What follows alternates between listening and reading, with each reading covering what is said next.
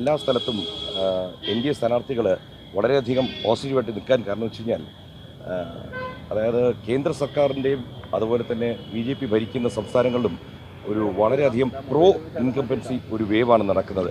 എന്നാൽ BJP ഭരിക്കാത്ത മറ്റ് സംസ്ഥാനങ്ങളിൽ ഒരു ശക്തമായ ആൻറ്റി ഇൻകംബൻസി അതിൽ നമുക്ക് കേരളത്തിലാണ് ഏറ്റവും അധികം നമുക്ക് കാണാൻ കഴിയുന്നത്. കാരണം നമ്മൾ മലയാളികളായതുകൊണ്ട് അതുകൊണ്ട് ഭരണവിരുദ്ധ വികാരവും ഒരു ഭരണ അനുകൂല വികാരവും രണ്ടും നടക്കുകയാണ്.